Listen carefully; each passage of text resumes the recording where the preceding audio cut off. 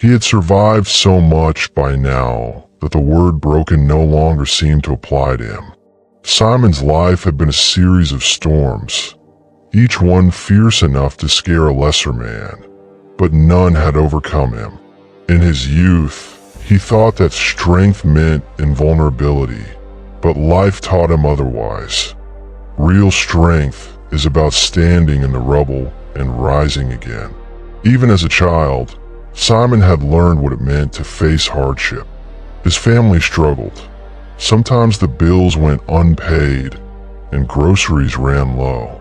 Yet his parents rarely showed despair in front of him.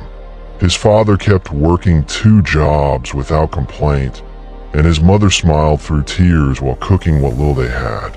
Watching them, Simon learned that being strong often meant putting one foot in front of the other when everything inside you wants to stop. It meant carrying on quietly, day by day. He thought that being strong meant never cracking. But he grew to understand that strength is shown when you have every reason to fall and yet refuse to. In high school, things got worse for a while. The town factory closed and his father lost his job. Bills piled up faster than they could pay.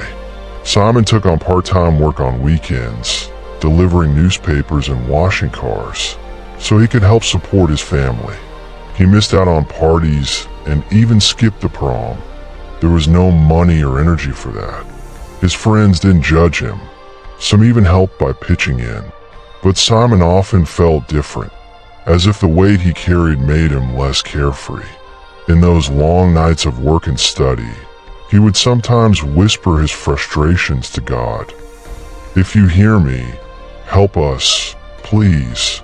He didn't hear an answer right away, and when nothing changed overnight, Simon wondered if God really listened. But he kept going. He noticed tiny things over the years. The quiet relief of finding money for groceries just in time, the unexpected encouragement of a teacher who said he believed in Simon's future, the strength to smile at his parents when all he felt was tired. Each time, a small voice seemed to say, "Hang on." It was enough to keep him moving forward, even when he couldn't see the finish line. When Simon went off to college, he took on even more. He worked 2 jobs while studying engineering. The schedule was brutal, and there were days he was so exhausted he slept through classes, but he kept his scholarship and degree on track. Then, halfway through his senior year, he got a call that another storm had arrived. His mother had a serious illness. He flew home, put school on hold, and became a caregiver. Those months were the hardest he had known. Watching the woman who had always made everything okay suffer and fade was crushing. He felt like he was carrying the sorrow of his whole life on his shoulders. One night, he cried out in prayer, "I can't do this, God. It's too much." In the silence that followed, a still small voice seemed to answer him. "You are not alone." Simon wiped his tears and looked around at the hospital room. Friends and family had started showing up to help. His aunt brought home-cooked meals. His sister stayed by his mother's bedside so Simon could sleep. Even a neighbor offered to drive him to classes. At first he had refused their help, insisting he had to be strong by himself. But that night he realized strength doesn't mean doing it alone. True strength knows when to let others in. Months later, his mother began to recover.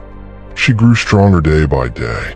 Simon saw firsthand that sometimes the very thing that tries to break you is used for an even greater good. His family had drawn closer. They had learned how to support each other when the ground trembled beneath them. Simon's heart had gone through the fire and emerged with more compassion, more resilience, more love than he had before. By the time Simon graduated from college, he had experienced things most people never do. Many would say he had every reason to be bitter. He had lost sleep, lost time with friends, watched his family suffer. If life were a building, he had taken many hits to the foundation. Yet he felt different than bitterness. He felt grateful to be standing. In his cap and gown, he glanced at the crowd and smiled at the people who had supported him. Parents who poured themselves out for his future, teachers who encouraged him, friends who carried him when he was down. He thanked God quietly that he had made it. After graduation, Simon found a good job. With steady work, he helped rebuild the life his family had almost lost. But he never forgot his journey. Whenever a new challenge arose, a tough project at work, a financial setback, or simply a day when he felt alone, he remembered everything he had come through. He had been through every test he imagined. Nothing had broken him. That truth gave him courage. He could face the unknown because he had already passed the test of the known. Simon understood now that nothing was truly wasted. Every hardship had done a hidden work.